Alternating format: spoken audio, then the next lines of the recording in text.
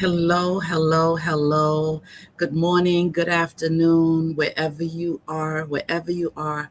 My name is Sheila Ingram. Some of you know me as Pastor Sheila. Some of you know me just as Sheila. But whatever it is, I'm your friend, I'm your girl, and I am here to chat with you. This is kind of a impromptu broadcast that I'm popping up to share with you today, and I'm hoping that you are locked in, and I pray that your heart is without walls. And listen, I want to chat with you just for a moment, and I want to be pretty much kind of transparent with you today. The Lord impressed me upon my heart to just get up and share, just to talk. And I wanted to talk about a couple of things, and how we struggle as people. We struggle silently. We struggle around people, and people don't notice it because of the expectation that people have about you, or what they think you should be or shouldn't struggle with. Or, people come with all types of narratives for you, and they come with all types of ideas and assumptions about you. And when I say you, I'm talking about the masses. I'm talking about people in general. And first of all, I'd like to say hello to all of you once again. I want to greet my dear little sister who's in the chat, the best moderator in these YouTube streets, and her name is Inania. God bless you, and good morning to you, my little sister. Those of you that are up in the bleachers, up in the expensive seats, maybe you bought a box seat, maybe you're just chilling or you're hiding in a bush. I don't know where you are, but I'm glad that you're here, and I'm glad that you're here today to just and not just enjoy, but to realize that when nothing changes, and that we're all uniquely made, we're all uniquely wired. And I just want to chat with you just from my heart. I don't want to get deep into stuff, but I want to chat with you. That is something that chat with you about something that is so important, which is how God has wired you, and how you have to navigate through you every day, how you have to press through when you wake up and it feels like a weight is sitting on you, when your mind starts to race before you could even open your eyes, your mind is racing already. And a lot of that has to do with how you're wired, and how God has placed you uniquely in one person, right? A person of who you are. And many times people think they know you, or they think they understand you, and many times they don't, because when you look from the outside in, it looks one way, but you don't know what the internal heartbeat is, or the internal function is. And so I just wanted to share with you about overcoming the melancholy trap. And I think I'm going to segue through all of the temperaments with this, because all of us have different days. All of us go through heavy days, light days, beautiful days, challenging days, historical days. There are many things that we as humans, as people, have to carry unknowingly and knowingly. And when we run into a wall, or when we run into something and we don't know how to navigate through it, or we just don't know really how to navigate through the wiring system that is inside of us, it causes us to sometimes give the enemy a foothold, to challenge your mind, to speak doubt to you, to bring fear to you, for you to embrace what the enemy is saying, or what you are saying over what the Lord is saying. And I am one that is challenged greatly in my mind. I am a transparent person. I don't have a problem sharing with you my daily struggles, or my struggles in general. I have no issues with that, because I eat, sleep, and breathe just like you, right? It's just that we're all called to different platforms. We're called to different landing spaces. God has called us to do different things. And no matter what it is, the assignment that is attached to our lives, either we're challenged to do it, either you say yes, or either you say no. It depends on you. It depends on where you are in God, and where you are in yourself, that you override some of the things that come at you each day, or each week, or each year. There's an overriding that we must power through. I call it the powering through. So this morning I was powering through the emotions of how I'm wired. I was powering through my mental. I was powering through, and sometimes it becomes so heavy, it becomes so challenging, it becomes like a weight, and sometimes you just have to stop, pause, and reflect and try to figure out, how do I navigate today? How do I get through this feeling? How do I move past this and segue into the space and place that God has called me to do and be for the moment or for the hour or for the day?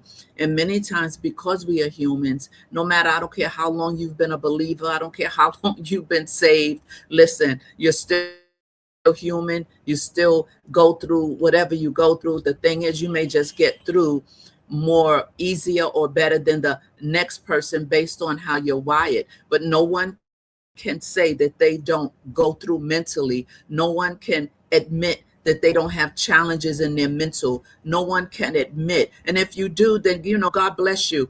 But when you're authentic and transparent with yourself, now you don't have to be like me and get on a platform and talk about it. You don't have to talk about it. You can just deal with it and acknowledge it. And if you can hear me okay, and then you could put a 1 in the chat if I'm okay, if everything is good.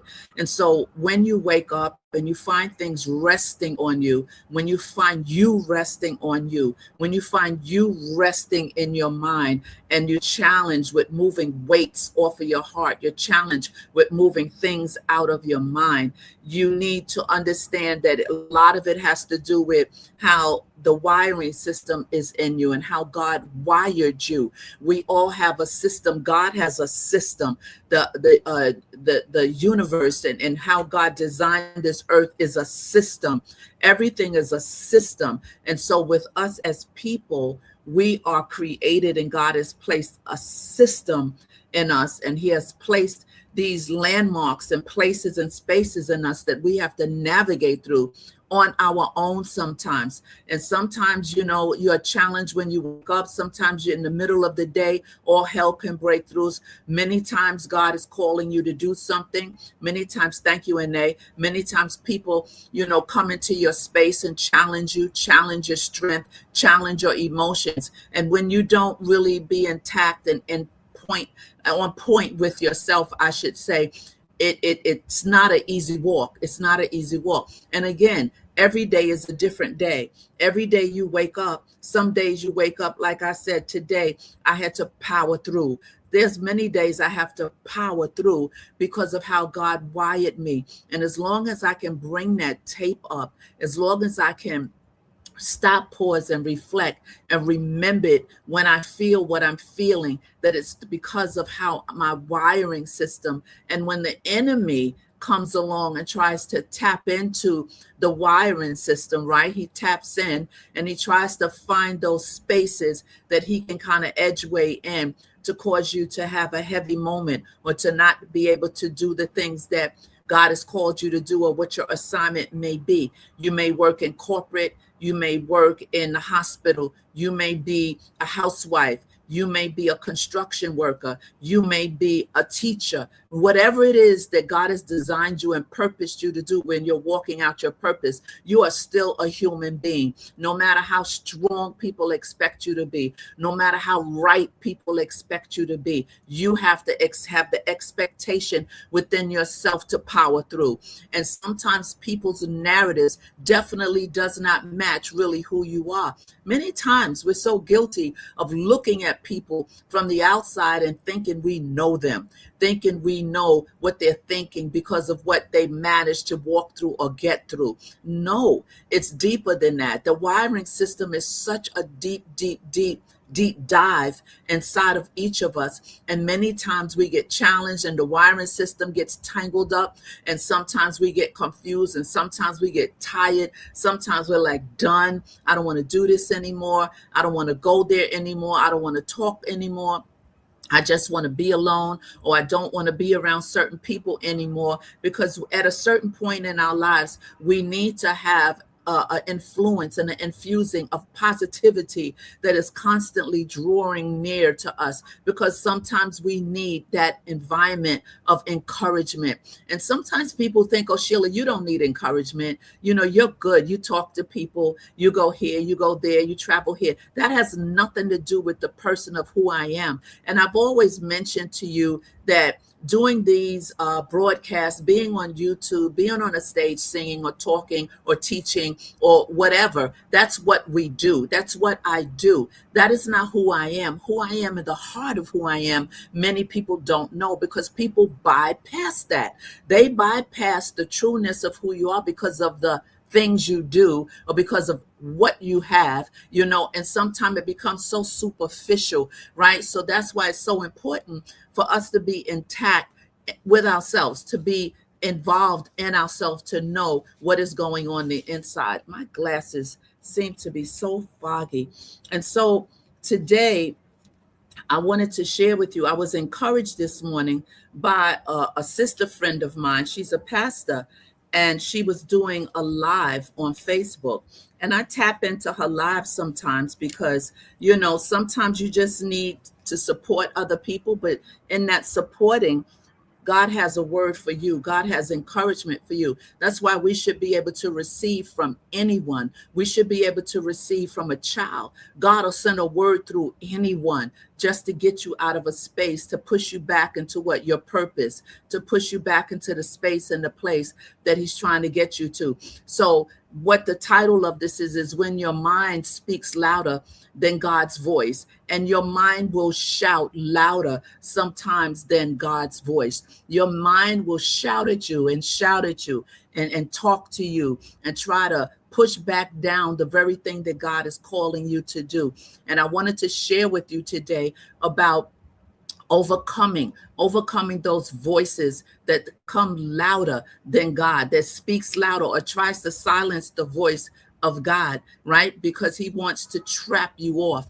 And when we're talking about temperament, many of you know that that is one of the things I've studied so thoroughly because I understand of how it gives so much volume of understanding to the wiring system of so many people. And people are wired differently. People have strengths and weaknesses. And when we live out of our strengths, sometimes we just kind of lay the weaknesses on the side. Maybe your strengths is so powerful. You look right, you teach right, you work right, you give influences, you run meetings, you speak in seminars, you do all these things. And yes, that is a part of what you're called to do. And that is a great thing that you have that strength. But we have weaknesses lurking in the bushes that is trying to itch up and inch up in you. And so we have to pay attention when the voice of God is being overshadowed by the voice of your temperament and your wiring system. Some of you know that I've told you in Psalm 139, the book of Psalm 139, it tells you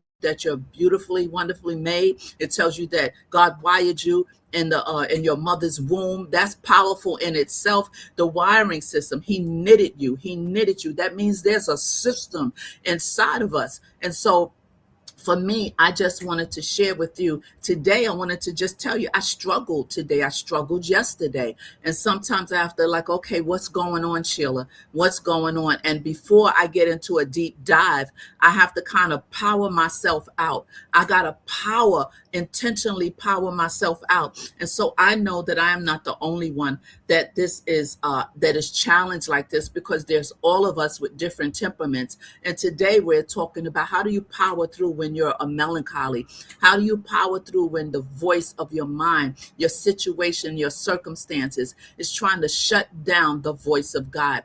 And so I want to just share a little bit with you, and I hope this blesses you. I pray that you will get something from this. I'm going to come back and do all the other temperaments, because each person, let me tell you, you can say you're not challenged. You can say you got it all together. You can say I'm good, but life be life and it be life and big. And when it does, it knocks on your door and you are challenged. And based on the wiring system and how you were designed is based on how you probably will navigate through it or stay stuck. Yeah, stay stuck, because that's the goal of the enemy, to keep you stuck. So I want to talk about the melancholy dynamic, the strength versus the voice of doubt. Okay, let's go. I want to set it up to explain to you the God-given strength and how the weaknesses, listen to me, mimics doubt and overrides faith. I said weaknesses mimics, listen, doubt and overrides faith, and we don't need anything tampering with our faith. Amen. So I want to share with you about the analytical and the detail oriented melancholy and how it works and how it comes and how it shapes, how it shows up. And it doesn't mean, because remember, I have taught you that there is no one person with one temperament, because God blended us in so many different fabrics. And so there's a fabric. He says, I knitted you in your mother's womb. That means there's different wiring, different colors. And that's what happens when you dig into the temperament. And so when we think about the melancholy, I want you to think about, if you're thinking about, well, what am I as a temperament, right? Well, you could be a blend, right? But there's always a dominant number when you find out your temperament. There's always a dominant, right? So you may be a 24 in a melancholy and a 22 in a phlegmatic. You may be a 25 in a sanguine and be a 21 or a 18 in a melancholy. My point is that there is a blend. And when we don't take time to understand the blending of God that abides within us, then we won't be able to power through. And we have to power through, because each day brings something different. Each day brings something different. And based totally on how you're wired, listen to me, is based on how you will manage to power through and get to the other side, to where God is trying to get you, where you don't abort the plans and purposes that he has placed in you, that you don't abort that thing he's trying to get you to do. Okay, so the analytical and detail oriented, it turns into a overthinking. With melancholies, it turns into a overthinking. It demands to know how everything will work before taking a step. Those are people with analytical minds, right? God says walk by faith, not by sight. But the wiring system says, no, I'm not going to walk by faith. I'm going to walk by sight, because your mind is connected with your temperament, and then it manifests in you overriding what God wants you to do, right? You don't see it, but you got to believe it. And so it turns into this overthinking. And when you're an analytical person, you will always be in your head. I said you'll always be in your head. And it's a challenge to shut down the voices of your head and of your mind. What about the deep and reflective? We're talking today about how to get unstuck and how to overcome the melancholy trap, because it can become a trap. It sure can become a huge trap. And so the deep and reflective with this, it turns into introspective and analysis paralysis. It can paralyze you. Your mind can speak so loud that it can paralyze you. And so introspective and the analysis paralysis. So you get so caught up in examining, listen to me, your own unworthiness or readiness, that you miss the green light from God. Because analytical people constantly are in the head. They're in your head, and you're thinking about what you do right, what you don't do right, how I should do this. This shouldn't be like this. The analytical system, because of how God wired you. So there is nothing wrong with you. People say, well, what's wrong with me? There is absolutely nothing wrong with you. It's just that you have to be in touch and understand how the system, the analytical system, and how God wired you. And so today, as we talk about overcoming the melancholy trap, because the melancholy can be a big trap for many, many people. So it turns into this introspection, right? Amen. And you get caught up in examining. Listen to me, I'm going to say it again. You get caught up in examining your own unworthiness or readiness, that what? You miss God. You miss the green light. You miss the information. You miss the download. Because of why? The wiring system, and you're in your head. You're in your head. So here's something, the cautious and quality driven. Listen to me. It turns into fear of failure when you're in your head so much and doubt seeps in, right? I don't care who you are, what you think you are, what title you have. You are wired. There's a wiring system in you. And when you're analytical, so analytical that it's a battle between what God says and you say, it turns into fear, because you've allowed yourself to sit long enough into something that God is trying to push you out of. Why? Because he wired you to be. And analytical people are wonderful people. They are structured. They're the people that run meetings. They're the ones who can get people out of ditches. They're people because they're thinkers. But sometimes even in that, you can turn on yourself. So it turns into fear of failure and perfectionism. Oh my God, that word, perfectionism. Woo, that's a word that haunts so many people, being perfect. Oh my God, I didn't do it right. How did I mess up? How did I say that? Why didn't I walk this way? Oh my God, I was in the office in the meeting. Why did I say that way? Why did I go that way? I should have went left. I should have said, oh my, and you tear yourself into pieces when you feel like you've made a mistake. You tear yourself into pieces because the expectation of what you expect of yourself, you have let yourself down. But that's not what God is and who God is. You have to understand that you are human, and the way that he wired you, there's a system. All right. So I want you to know that if there's a risk, listen, we say, oh, don't move. There's a risk. Listen to me. Turns into fear, failure, and perfectionism. The mind says, if it can't be done perfectly, if there's a risk, don't move. Don't move, Sheila. You need a green, don't move. God didn't already gave me the green light, but I'm over here, right? I'm over here in this part of my brain. No, because now I'm so analytical. I am dissecting the green light. I'm dissecting, well, if I move and it doesn't work, or if I go and they don't show up, or if I do this and no one buys my book, if I write the book, is anybody going to read the book? These are things that will challenge an analytical mind, right? So if there's a risk, we say, okay, let's wait. Let me pause. Don't move. It creates what I call a drawback spirit. You don't drop everything, but you kind of just lean back. You lean back. You draw back. And so we want to be able to flow. And I'm being so transparent today because I don't have a problem being transparent, because and I know that the mind is powerful, and the way that God has wired us, it's unique. But let me tell you something, it's work. It is work to navigate and power through.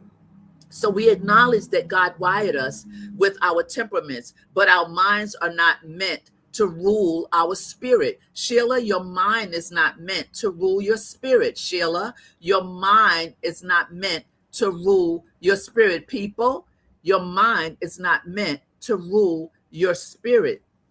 And when our innate wiring system, right, speaks louder than God's current instruction, I said the word is instruction, we experience a spiritual standstill. That's right. You can be in a spiritual standstill because you're analytical. You're challenging what God is saying. You're challenging what you're saying. So now your mind is all over the place. There's a lot going on up there. And sometimes you just have to stop, pause, and reflect on what God is saying. He's given you the green light. Why are you challenging what he said? Because of your insecurities? You're challenging what God is saying because you feel I can't do it? Or you challenge it because it doesn't look the way you would do it? God has given you the green light. Why are you challenging the Lord, right? Why are you challenging yourself? So there's a conflict when wiring becomes a weapon. When wiring becomes a weapon, say that. When wiring becomes a weapon.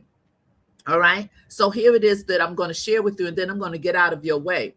So the melancholy mind is designed by God to be a deep well. Sit in that for a moment. We're talking about the temperament. Today, we're talking about the melancholy trap. And we started this, if you're just tuning in, we're starting this because I'm exposing myself and what I'm dealing with and have dealt with, for the last few days or whatever, right? And I have to power through my temperament in order to get to the other side of what God is trying to get me to do or say, instead of me doubting myself or bringing fear up or allowing the enemy to speak when God has given the green light. He's saying, Sheila, I set it up already, but I'm so in a perfectionist way. I'm like, yeah, but this is not done yet. And I need to do this. And he's saying, no, I got you. And I'm saying, so there's that conflict.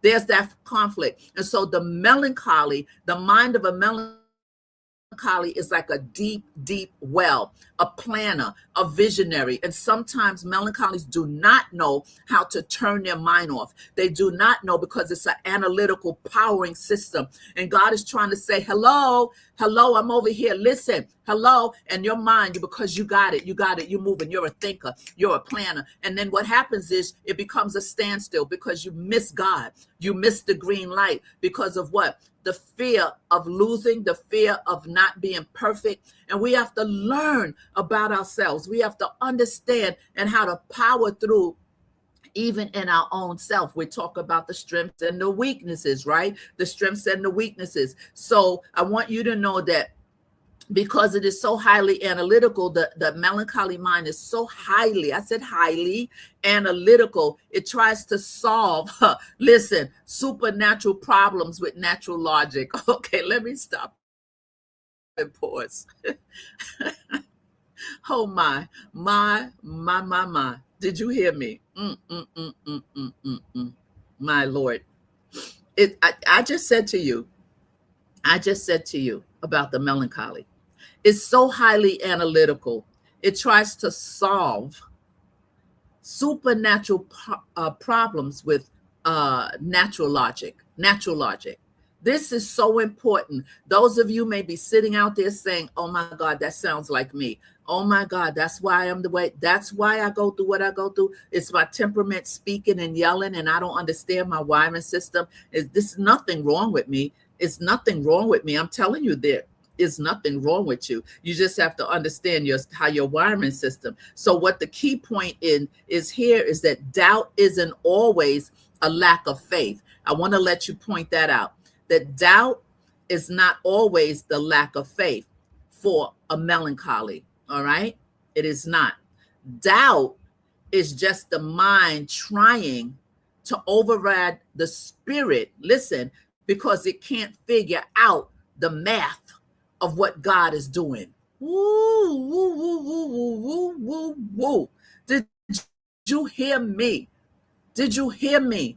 Okay. I heard you in the back. You said, say it again. Say it again, Sheila.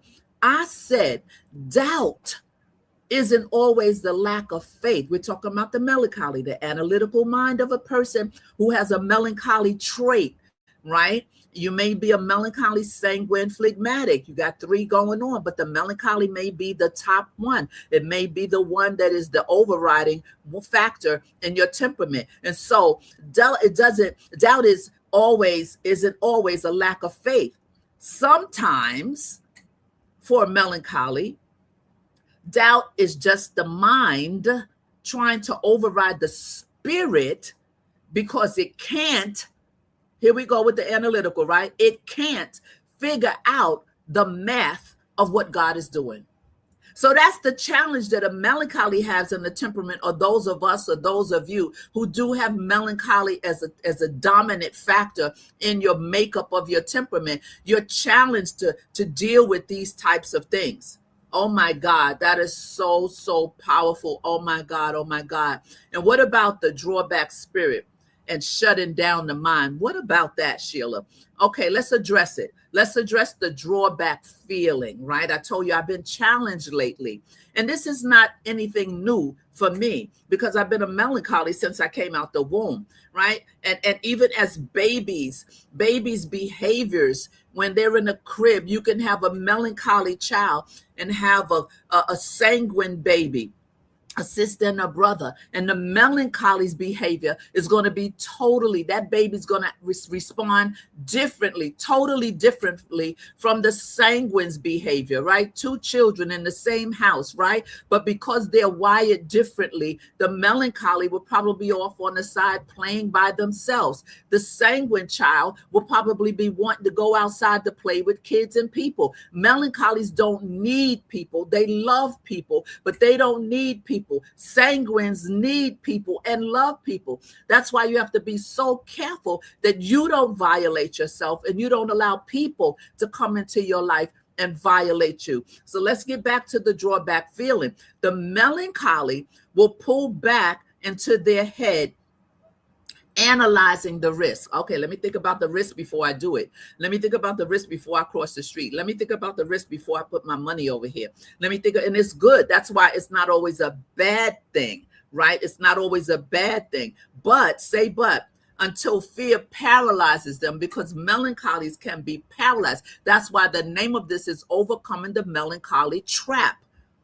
You need to understand your wiring system. You need to understand the blend, the beautiful blend. There is no bad temperament, no good temperament, bad temperament. They're just different temperaments and different blendings in all of us. And when we don't pay attention or learn, you'll be on a wheel just going around and around and around. That's why I'm telling and sharing with you these last days, even these last weeks, I've been on this wheel, and it's been on this melancholy, trying to entrap my mind, entrap the decisions that I'm making, causing me to question myself over and over when God has already said it, right? But again, we're human, right? Okay, so we give ourselves grace, but we still have to understand the mechanism and the systems that is inside of us. So that drawback spirit and shutting down the mind, we're addressing that. The feeling, the melancholy will pull back into their head,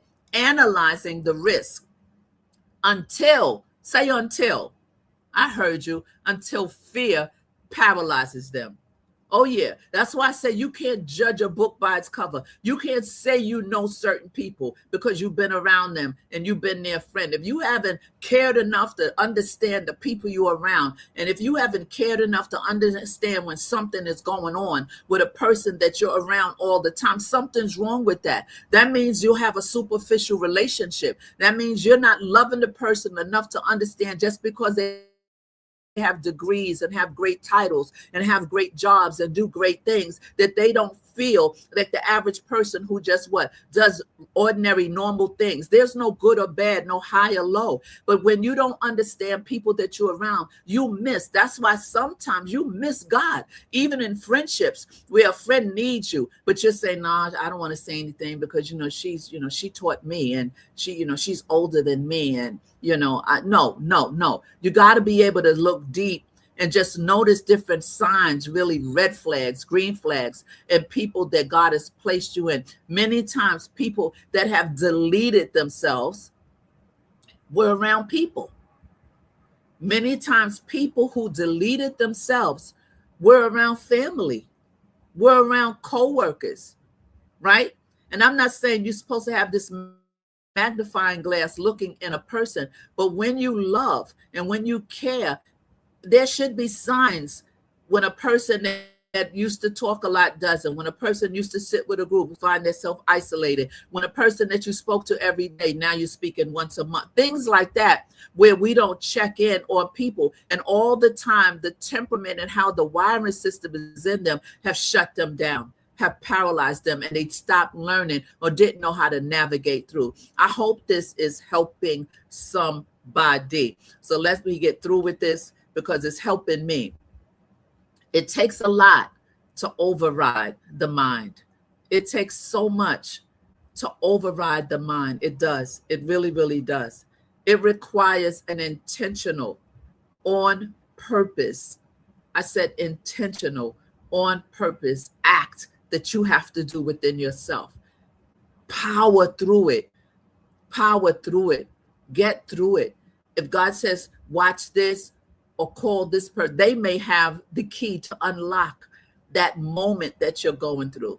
I told you this morning, I turned on Facebook and saw a dear friend of mine, a pastor, and she was just talking about, don't let age stop you. Don't think that you're not worthy. Don't think that God has stopped giving you things to do. Don't think this. Don't think that. She just kept saying, don't think this. Don't say that you can't. Don't say, she started talking, and I'm like, okay. Now, mind you, if I'm already waking up heavy and I'm already thinking, okay, I got to power through because I'm not feeling great. I got to get out of this mood. I got to push this thing off of me. And her speaking, right? And everyone on the live know I'm a pastor, but you think because I'm a pastor and I have a title that I'm not in a group of people and I become as they are, as learners, as where I get an encouraging word. Sometimes titles mess people up. People are into titles and not into towels. They're into titles, not towels. And if you're not into towels, if you're not into learning how to be something in a humble space, in a humility place, then you're just into a superficial title and think that everything is okay and you can't expose yourself or be vulnerable, right?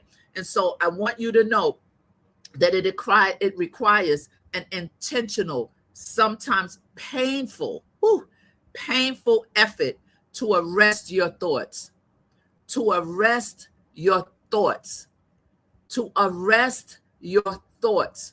We have to arrest our thoughts, because this thing up here, no good thing dwells.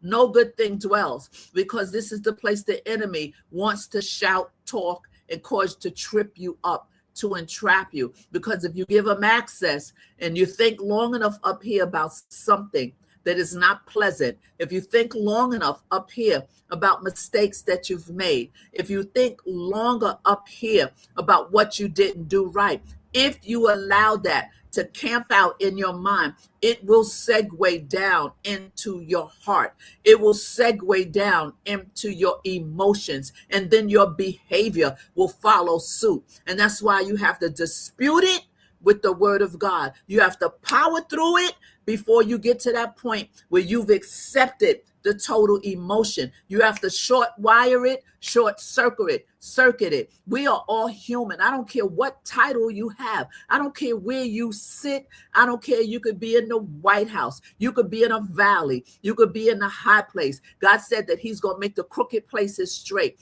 He said that he was going to cause us to come up out of the valley. And when we come up out of the valley, as we hear the voice of what we should be doing, you get your voice in the valley. Just don't stay trapped off in that deep space where you stay stuck and be entrapped by your own wiring system.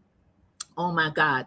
Oh my God. So I want to let you know that it takes a lot to override the mind. It takes such a powerful decision, on purpose, intentional decision to override the mind. It requires an intentional. Sometimes it's painful. Sometimes you're in a dark season. Sometimes you've been betrayed. Sometimes you've been abused. Sometimes you're walking through a storm. Sometimes, and you don't have the strength. The wiring system that God placed in you has collapsed because of that thing that is resting on you, that thing that is sitting on you. And if you are a melancholy or have a melancholy dominant trait in your temperament, the melancholy agrees with the downtroddenness, because melancholies are analytical. Melancholies suffer with depression. Melancholies have to fight through so many different channels of system in them in order to get to that place called there, because that's how they're wired.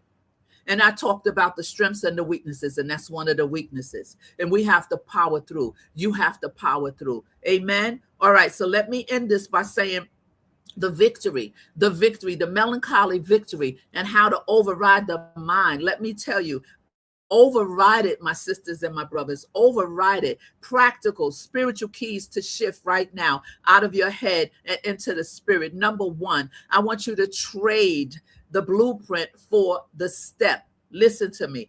Trade the blueprint for the step. Listen to me. Melancholies want the whole 10-step plan. Yes. Yep. We want it. We want to know how we're going to do it. Let me see the color. What's the fabric? We want it. We want to see the beauty of it. We want to feel it. We're artists. Melancholies are painters and music people. They're artistic. So, us artistic people can be into this bubble sometimes because we're very, we're out there. But listen to me. Trade the blueprint for the step. Melancholies want the 10-step plan. God usually gives one step. What you going to do with that, Sheila? What you going to do with that, my sister, my brother? God will give you one step. I want 10 steps, Lord. Show me the whole plan. I know I can do it because you said I'm capable. You said I'm fearfully and wonderfully made. You said I can do all things. You said it. So give me the 10 steps. Give me the 10 steps. Well, you have to give yourself, and I got to give myself. I have to give myself permission to move without knowing the end of the story. And it can be scary. I said it can be scary. I got to say, Sheila, go ahead and move. Go ahead and do the thing that he gave you the vision for. He told you to do it. He gave you the whole diagram. He gave you the plan. But see, here I go. Yeah, but I get inside the plan and be like, yeah, but what about what's over here? If I go to the right way over there, what's that part of the plan? That's me, right? That's a melancholy. That's one of you out there that have a dominant number, and the melancholy is your dominant temperament. You may be a 23 in melancholy, a 15 in choleric, a 10 in phlegmatic, but that melancholy is the dominant one. That's the one that pushes. That's the one that's always talking. The other ones help you out. The blend helps you out, and that's what takes me off of the bridge sometime and the ledge. The other temperaments show up for me. They show up and they cause me to have a little fluid. A little fluid. You need a little fluid moving to help you understand what I just said. The 10-step plan you're looking for, God usually gives the 1 step. So I have to give myself permission, right? I'm being authentic and transparent today, right? Because this was about me and about you. I'm just sharing with you about this day I'm living in today. I'm just sharing with you that I got to power through and overcome the melancholy trap. Listen, give yourself permission to move without knowing the end of the story. That's trusting God. That is faith. That is faith. Number 2, answer the mind with the word. Whew, that's what happened today. I answered my mind with the word. Oh my God. Stop, pause, reflect. Yes, I did. Yes, you did. Yes, you will. Yes, you are. Answer the mind with the word. When the mind says, what if it fails? Ooh, that's a big one.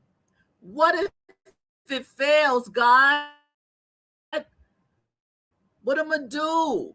What if it fails? Or I'm not ready. I'm not ready. God already gave you the plan, gave you the format, gave you the formula, and you saying, I'm not ready. God's not going to download something to you if you're not ready. He's going to hold it up. He's going to hold it up in the realm of the spirit until he sees you're ready to receive it and handle it. But no. The overcoming the melancholy trap, right? Remember, it's talking, it's yelling, it's screaming. Why? Also, because the enemy doesn't want you to what? Do the plans and purposes. The enemy doesn't want you to give birth to the very thing that God has already set you up to do. So what happens? Because of your temperament. That's why you got to always power through.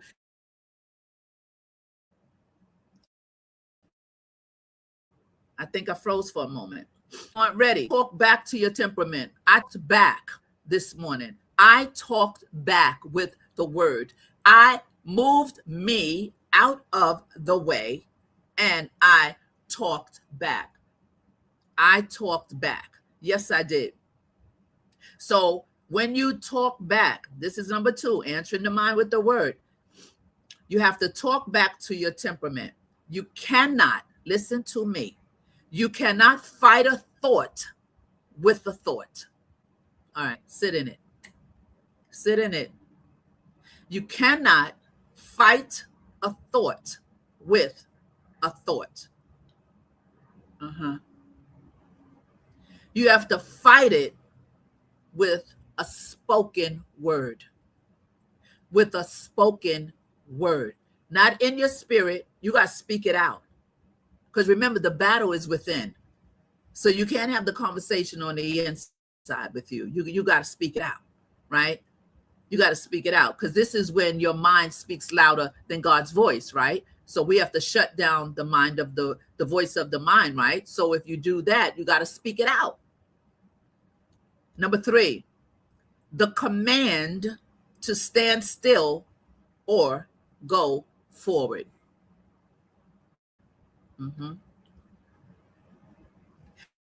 Sometimes the hardest thing for a deep thinker to do is quiet, oh God, quiet the noise enough to hear the still small voice.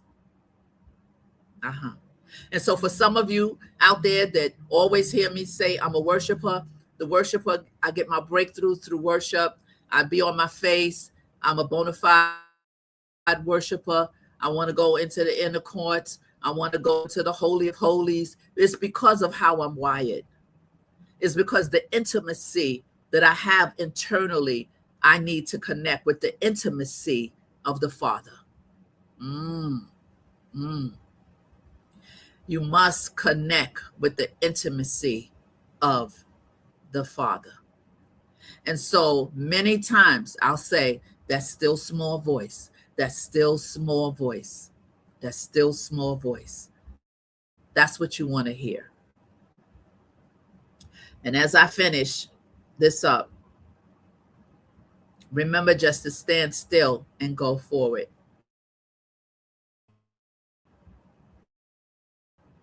God gave a mind to serve his purpose.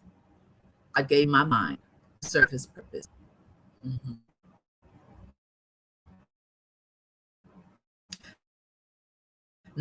Negotiate his promises, not to negotiate his promises. God gave you a mind to serve his purposes and his purpose, not to negotiate his promises. His promises are yes and amen.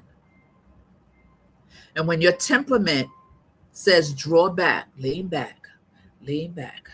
When your temperament tells you to draw back or lean back, your faith must command you to step forward. Your faith, forget how you feel, forget how your analytical mind is saying this, that, left, right, fear, faith. Listen to me. Your faith has a voice. Faith has a loud voice. It speaks loud when you open your mouth and command. Many of you know we command the morning many times on these channels. On the Sheila Ingram Ministry channel and the Bravo with Sheila, we command things because we can speak. Death and life is in the power of the tongue. So with you, it resonates with me with how my temperament says draw back, but my faith says move forward. It resonates with me. It bridges the gap between how we are psychologically put together and we are spiritually led. How we are psychologically put together, but how we are spiritually led. I hope that this blessed you. I pray that you will continue to power through, that you will continue to understand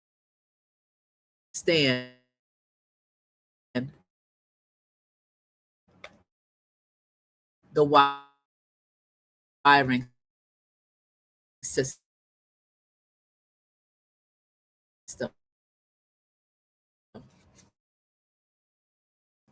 The wiring system, how God. All right.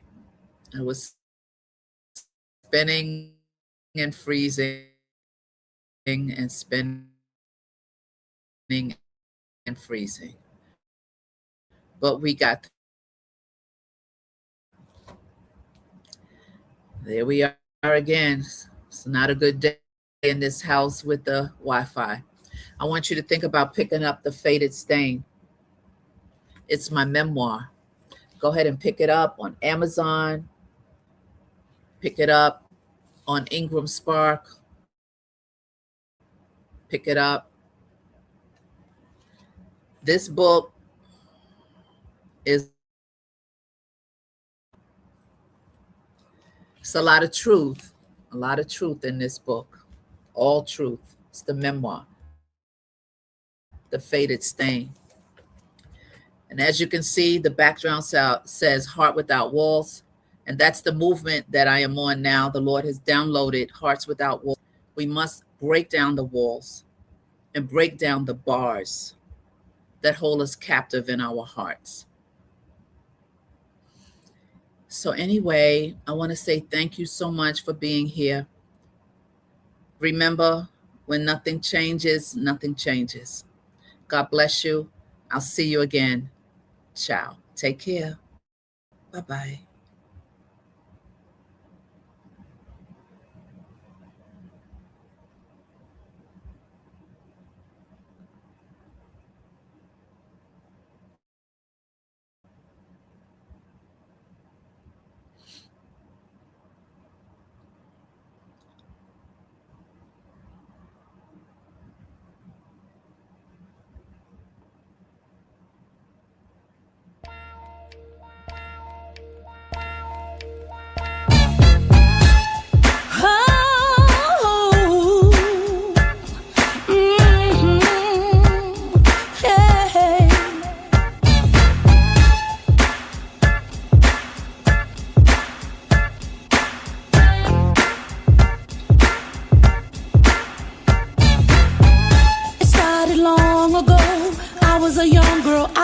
Control, feeling so alone in this little city life.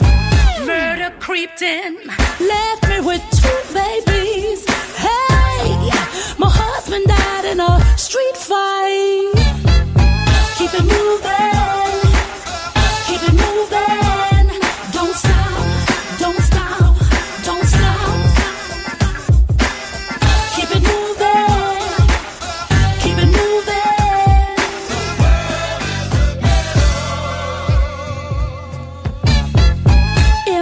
Possibilities always facing me, yeah. Street lights blinding me. Hey, couldn't let the ghetto stay in me. Had to break free. It's the power of God in me. Oh, social situations, poverty-stricken nations. Don't force that world in me. No, no, no. Economic conditions, underprivileged children. I saw it all, I lived it all. Break free, hey, keep it moving, hey, hey, keep it moving. You gotta move, don't stop, you gotta move. Keep it moving, keep it moving.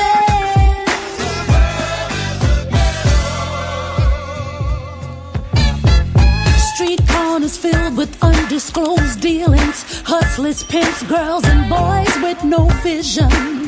People perish for a lack of knowledge. Don't give up, don't give in. You gotta break free and keep it moving.